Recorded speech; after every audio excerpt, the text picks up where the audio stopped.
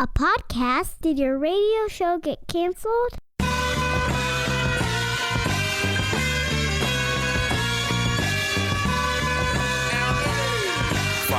Fire. Low down and filthy, but the discipline is on point. Schooled myself, made my own dojo. A cold flow with the whole dose of soul. Maintain composure, even in theory. An anomaly, properties undiscernible to mere peasants. Use weapons that level entire areas. Scarier. This week on the $1 Million Plan, we talk to Cindy, who's going through a bit of a transition. So we want to talk to her about that, help her through that situation. And it's a pretty common situation, but when you deal with it for the first time, well, it's new to you, which means it can create a lot of challenges. We welcome Cindy to the program now. Cindy, welcome to the $1 Million Plan. Hi, Pete. Thank you for having me. Well, I'm excited to have you. Why are you here? Help us understand what we can help you with today. I think I have a lot of challenges. So I think as far as I can recall, much of my professional career has been living paycheck to paycheck. So that's always been a problem for me. Secondly, couple that now with the fact that I'm in the process of going through a divorce. We've already been to court. So the last thing is just to receive the final court settlement decision in the mail. Okay. So much of it has to then deal with in terms of the finances and knowing how to move forward with those two things. Well, anytime you go through we call them relationship transitions around here, Cindy. That makes it seem better. They're divorces. Cindy, anytime you go through a divorce, you go from sometimes 2 incomes in one household to 2 incomes in 2 households. How many incomes were coming into your household when it was still one household? 2. 2, and then obviously now you're going separate ways from a household perspective, or are you one of those unique couples that are going to try to live together yet be divorced? No, just one. Okay. So, so just one, meaning you are going to live in the same house, or you're going to live in a separate house? No, separate houses. Okay. Are you keeping the family house, or are you going to rent? What's going to happen? So currently the situation is I rent on the first floor of a family-owned home. So I'm staying there. The kids and I are staying there, and he has already moved out. Okay. And then how old are your children, Cindy? They are 5 and 10. And you are 40 years old? Yes, I am. When we start to look through some of the financial details of your situation, it gets pretty interesting because your gross annual income, $68,000. What was it prior to your household split? It actually was double, so 125, 126. All right, so as we look at your long-term savings, you have $132,000 in long-term savings. And all told, how much are you putting away a month with your employer? It looks like about $712? Correct. Okay, so that's your contribution, and then your employer matches 7%. So how do you feel about your long-term prospects? I know that what we're talking about today really is trying to fix a situation that's recently changed, but how do you feel about the long-term? I actually feel okay. I think in preparing for this, a lot of things I had to write down, a lot of things I needed to research, even around, the life insurance and, what does term means. I have both term and whole. Well, what does that mean? So I think I feel okay, but I just want to make sure that that is indeed correct. Yeah. So, I mean, as it stands now, your $1 million day based on your efforts with $132,000 set away and over $700 a month going towards retirement. Your $1 million day is, Bree, bring that up for us, June 10th of 2036. So on June 10th, the year 2036, you will officially be a millionaire. Now, here's where that really begins to matter. You will also, at the age of 67, which is general retirement age, have about $1.95 million. A net monthly income after taxes of about $4,500. But Cindy, because of inflation, that'll feel like about $2,300 a month. So the main question is this, and I always like to work backwards if you've ever listened to the show. Can you live on $2,300 a month, given right now you are living on $4,200 a month? I can't imagine. So so here's a couple things that'll change. You currently are not a homeowner; you're a renter. So unless you in the meantime, buy a home and then get rid of the home via paying it off. You are going to have a house payment. But then we do need to consider the fact that you will likely have Social Security as well, to the tune of about $2,000 a month. How about a pension? Do you have a pension with your job? No. Okay. So just the 403, no. Yeah, so you have your long-term prospects are okay. They're pretty good. The big challenge, again, is you're going to have to depend on Social Security to help provide some of that retirement income stream. And somewhere along the way, we probably do need to crank up your retirement savings. But Cindy, this is where things get interesting. You're sort of starting a new financial life. You haven't even received your first child support payment. We need to prioritize how new dollars come into your household and where they go. Yes, and I've started to think about that. So what are your goals then financially? I mean, retirement, you don't get a choice. It is a goal. But what before then? Is college for your kids or to move into a house? What do we got? So I actually have a couple of goals. So one of them is in the meanwhile, is to pay off this credit card that I have. So these are, as I see it, immediate goals. To pay off this credit card. Also save increased funding for an emergency fund, because right now I have $1,000 saved in an account that I'm calling an emergency fund, and then be able to contribute to a 529 plan for my children. Those are my immediate goals that I want to do something about right now. And so how much will your child support payment be? $930 a month. $930 a month. $30 a month, and in 3 years, well, no, where are we? This is 2017. So in 2019, it is supposed to go up to 13 plus. Okay. And so as we know, with child support payments, the payments or the money needs to go for the support of your children, which is a pretty liberal definition, right? Because the reality is everything you're going to do in your sort of household is to raise your children, even if you move the dollars around. Exactly. What I'm going to say to you is, hey, let's put the $930 here. But what I'm really saying, frankly, is put the $930 towards the use for your children, and then take another $930 within your budget and put it elsewhere. So do you know what I mean? Like, I don't want to split hairs as to where the money's coming from. Does that make sense? Okay. Because what I don't want to do is, if I say, well, use the $930 a month to pay off your credit card, technically speaking, that's not using the money for your children. But if you took $930 of your income and then saved it, then we're on the same page. Right? You know what I mean? Right. Yes. Okay. Yes. I'm not trying to show you how to circumvent rules, but we do need to be careful about how we talk about things. Yes, I agree. Yes. Okay, so you've got $2,700 in credit card debt. How did that get there? Right. So that's been over at least 4 years. It started with plane tickets to a vacation, and then it just grew to, I'll go to the store and buy a couple groceries. Sure. And then that just became that way. So it's really over 4 years that it's kind of been sitting around that amount. Is there any? It hasn't been higher than that. And then when the divorce happened, did you guys split debts? Are you the only person that got debts? Did he get more debts? What happened there? No. So actually it's a weird situation. So really within the past year, I have been in total control of everything in the house as far as payments for whatever it is. Okay. So my income really supported everything. So our money, our financial situation has always been separate from the first time, the very beginning when we were married. And it ended that way. So he had his money. He did whatever he did with his money. He had his own debts. I did whatever with my money. And that really, credit card is the only debt that I have. And that's just been it. So this is not meant to be a probing question, and it's a pretty easy yes or no. Did money have anything to do with the split up? In the last year, yes. Okay. So as you sort of start your new financial life, which is still pretty fresh, is there something that you've been telling yourself that, well, now I get to turn over a new leaf, which means I'm going to do X? Like, what is X for you?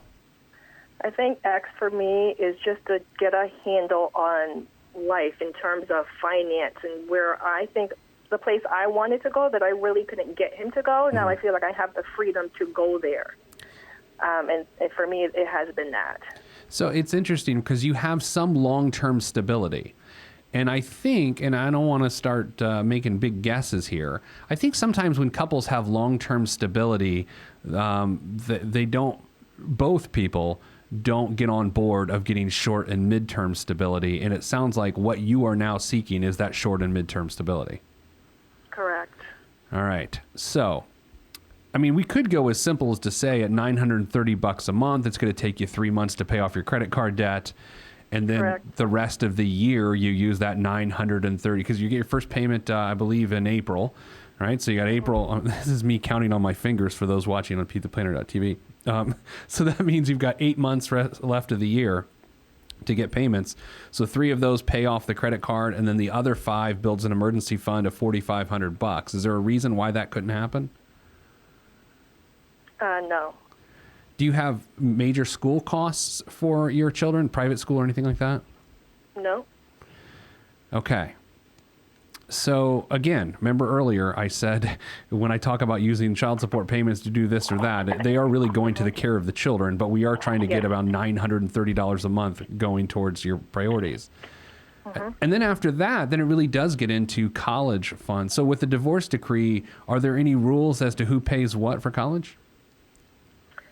No, we both would. So 50-50 then? 50-50, we talked about that the children would fund their education first, or in terms of max out whatever loans that they could get, and Sure. then we would support them. But that's not really what I would prefer. Yeah, and it doesn't really work that way either when it gets down to it. There's going to be a calculation you do, and stop me if you know this. It's called EFC. So when you run FAFSA, Yeah. you'll have the expected family contribution, and so you're gonna have to pay more or less what that number is. Sometimes actually more than that, and then their loans go on top of that. What you need to avoid, and I'm being very presumptuous by telling you need to avoid this. What you need to avoid is Parent Plus loans.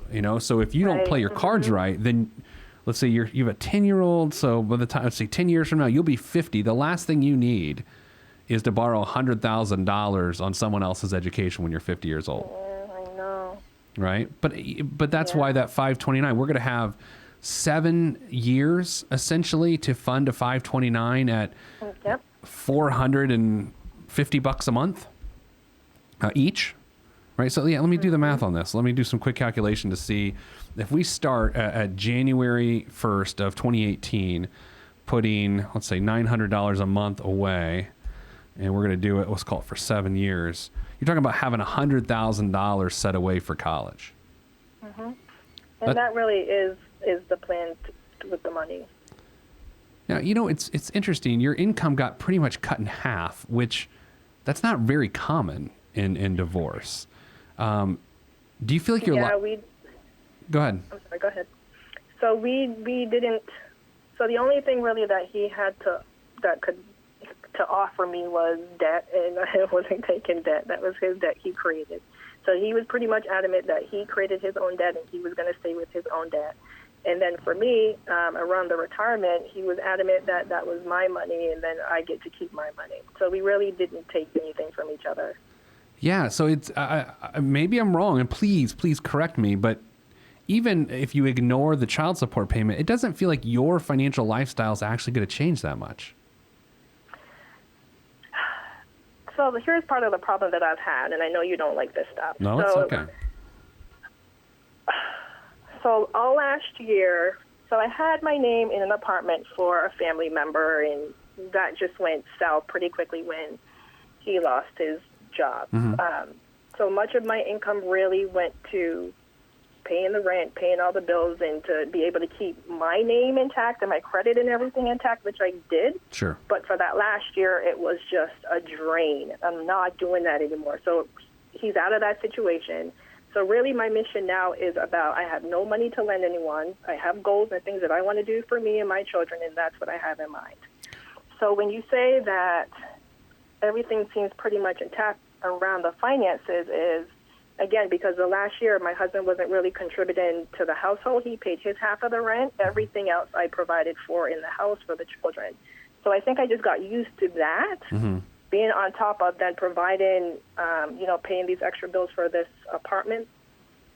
but I was left with nothing for myself. Like, if I bought something, I felt guilty because maybe something's going to come up and I needed that money for, to put forward towards that. So I think I'm okay in that situation because I have all of that behind me now, but it's just still a little scary because I'm not used to it.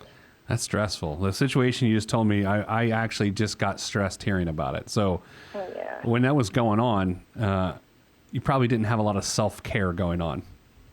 It was crazy. So as we get you back on your feet and you no longer have those obligations to help out the family member, how can we leave room within your budget so that you can breathe?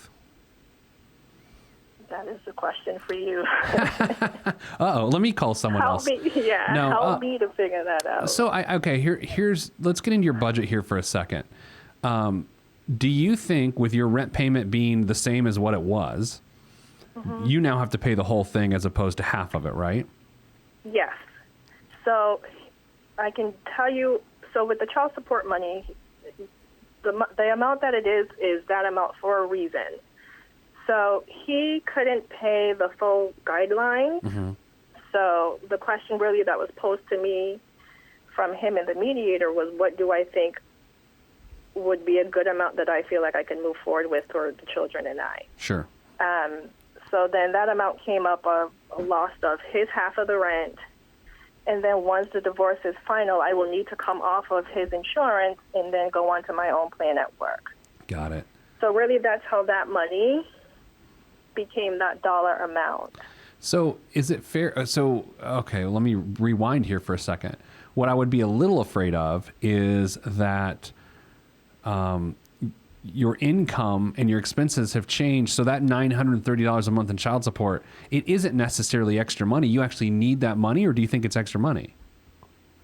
I don't think so the only thing really, again, is that I would think out of that money that would be circumvented somehow is just the insurance that I need to get on my own. But I think even without that, I'm okay, just based on, again, me writing everything down and seeing what I have.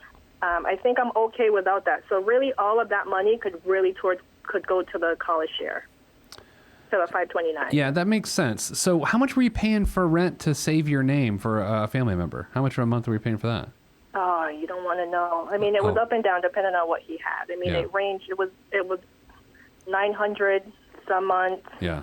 Other months $1,200, and don't ask me where I got it from, but it came out of my check. Yeah. Okay.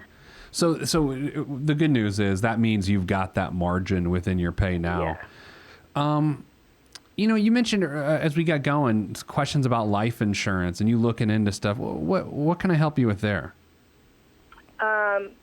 So we have, or I have, and actually we both have the same amount. So we both have $250,000 in life insurance. Okay. I have whole and I have term, and it's the same for him as well. Okay. So is that amount, the $250, is that, I mean, I don't own a home. Sure. I really don't own, I don't own anything. So is that amount, just based on that right now, is that amount an okay place to be? Yeah, that's interesting, right? So let's think of it this. We're gonna go a really weird path with this to answer this question. Okay, so it's gonna feel really weird.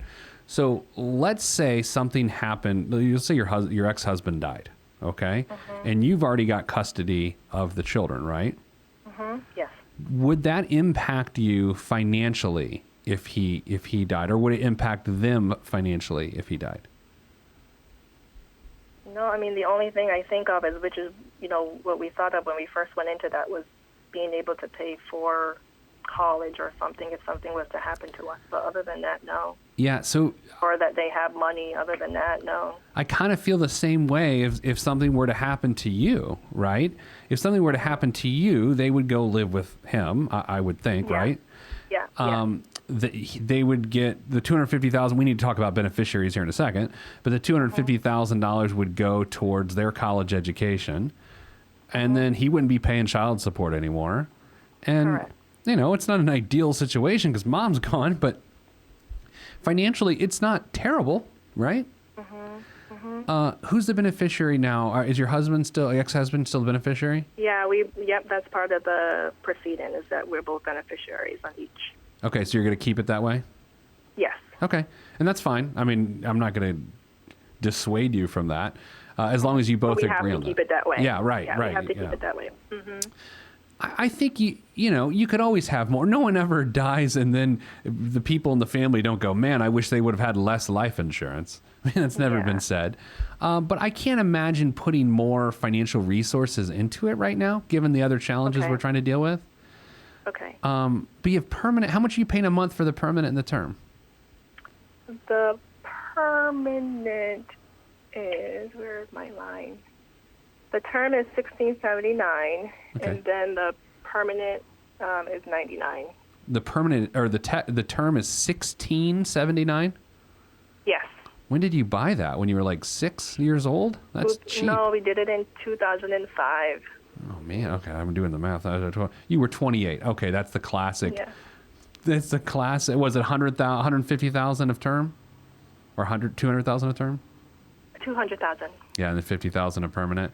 Yeah, I have no big problem with that. I mean, you probably even have some cash value within that permanent coverage, right? It's not a lot. Which one? In the permanent? Yeah. No, it's not a lot. It's so $922. So 2 years ago, I had to do it over the life or whatever happened. So I had to do it over. So it's $922. Okay. What did you have to do in terms of a will as it relates to the divorce? Did you guys have to do a final will and trust or testament? No. You might want to consider that. I mean, again, maybe I do. Yeah. Just talk to your attorney about it. Did you work with an attorney or you worked with a mediator the whole time? Mediator. Yeah, look into that because, again, it's obvious that your husband would take the custody of the children, but then in terms of where your assets flow, you need, if nothing else, to change the beneficiaries on all of your accounts to them or to your husband, ex-husband. What else? Do you have transportation costs, or are those pretty low in your house? Transportation cost is $389 a month. It's a leased car. Okay. And then that's really it. Do you think you'll stay in? Yeah, go ahead. With the car, so the lease is for 3 years. I would like to stay with it. Right. But who knows? I think if I can save up some money so I can really put down some money and have something that's just mine, that would be great. Yeah, that's interesting. I agree with that sentiment. Do you usually get a tax refund? We do. And to tell you the truth, I don't even remember what it was last year. And so I'm guessing you would split it this year. Yeah, this year we're going to split it. Mm-hmm. And then next year, are you going to alternate who gets to claim the kids on taxes? Yes, so we will each take a child. Oh, okay, well, that's the easy way to do it. So, I mean, it is possible over the next 2 or 3 years that you use the tax refund to build up a bit of a car fund, right? Yes. Yeah, go ahead. And I also did so not in panic, but really in panic, and then preparing for, the single life that was ahead of me. So I had gotten an email from my bank regarding a CD that they were, advertising, and this was a way to be a savings builder. So once the account got to 500, then that money would turn over to a 12-month CD, and that you can keep. So at the end, then you can then either decide to take that money or roll it over again. But every time your account hits $500, then another CD would be created. Okay. So I did that as a way to have another revenue stream, so to speak, and to help fund anything that would come up, like whether it was a car, whether we wanted to go away in 2 years or 3 years. I just saw it as another way for me to create another revenue stream. Okay. And so, I mean, that sounds weird, but it doesn't sound bad, right? Weird. It sounds a little bit weird. It sounded great. How much is in there? So I just started it. So right now it's $166 is in there. That's fine. I mean, Yeah, I mean, I have no problem with that. Like I said, it's a little bit weird, but there's nothing wrong with me. I'm weird. There's nothing wrong with weird. It's what my mom has always told me. There's nothing wrong with weird.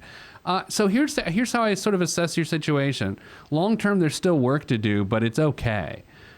Short term, I would say by the end of this year, you're going to have some really good stability, right? You'll have a pretty solid emergency fund. You'll have 1 month's expenses. You'll have no credit card debt, and then you'll get on the road to saving for college education. Midterm, the only thing that really scares me is the idea that if your kids choose to, or you and your family decide to let them go to very, very expensive schools, you could be caught up with some Parent Plus loans. That's what scares me 12 years from now. Even at maxing at the full amount. Oh, I mean, look, the reality is right now, I think the maximum federal loans a student can take out is like $30-some thousand bucks.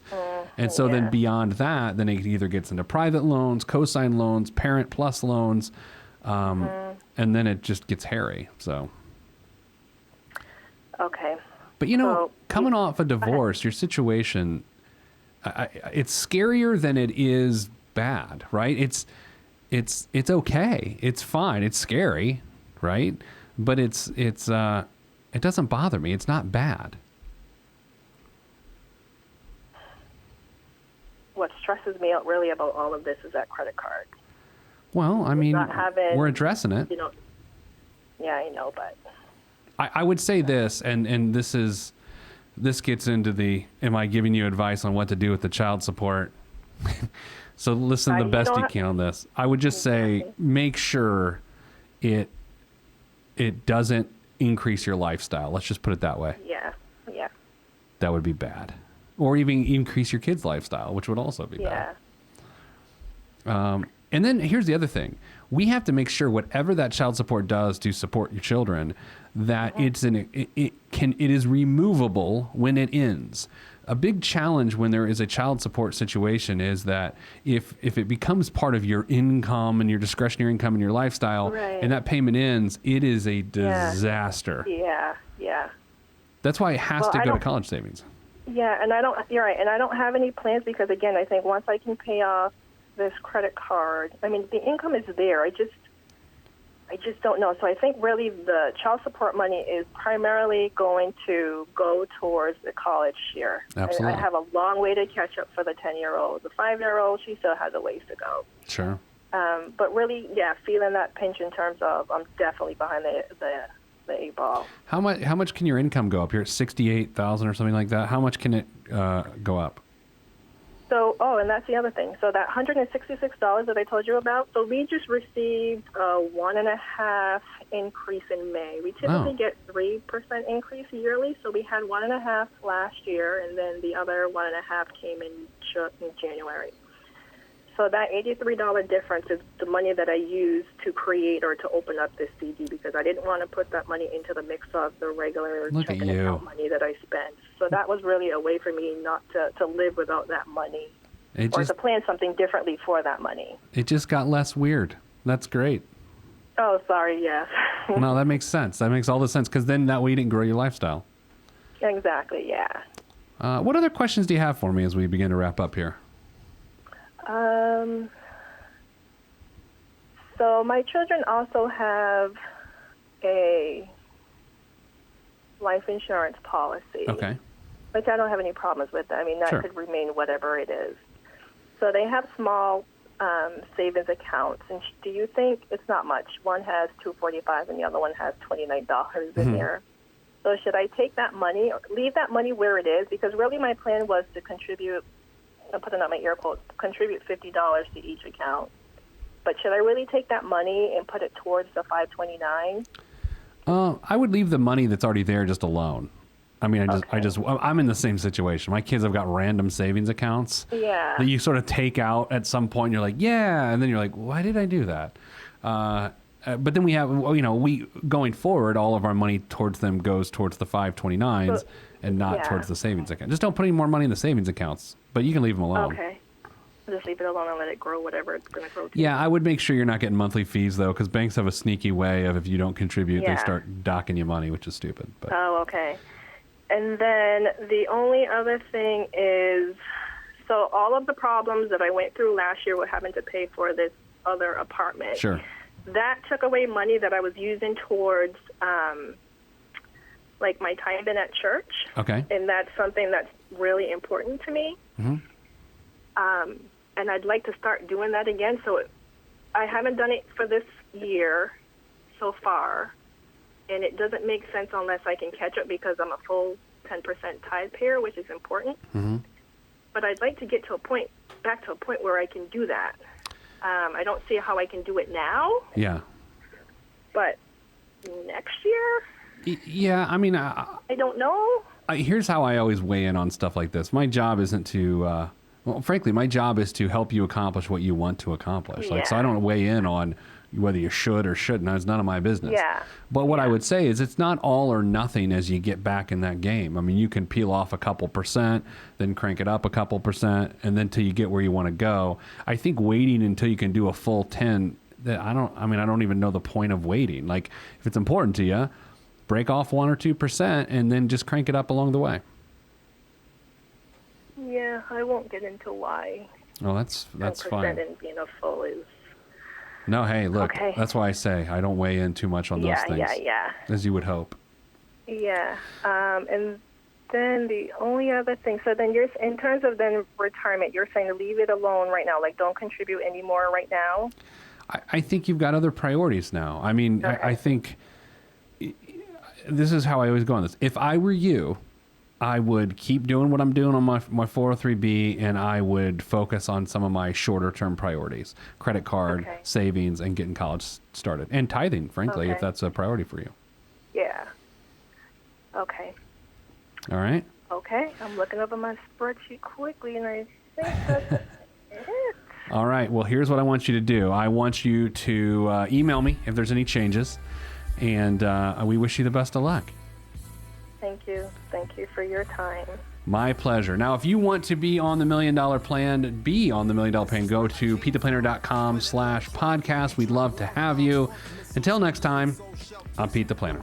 If you want to be on this podcast and have Pete fix your money life, then hit us up at PeteThePlanner.com/podcast. You heard me. PeteThePlanner.com/podcast. Log on. This is for information purposes only. It's not the Swiss financial planning device. Consult a financial advisor.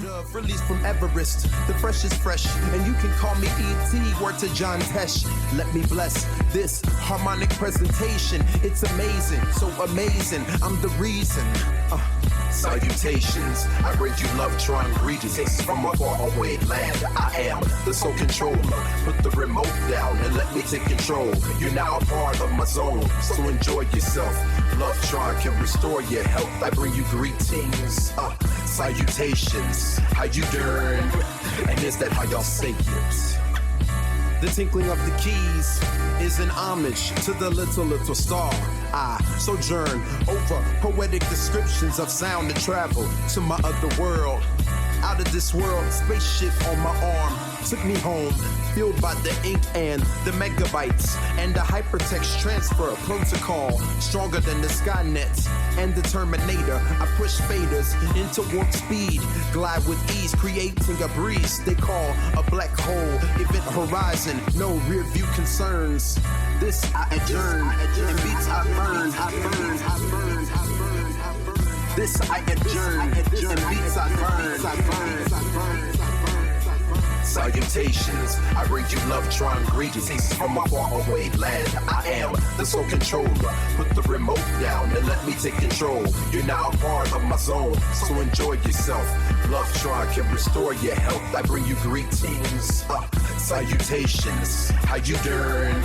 And is that how y'all say it?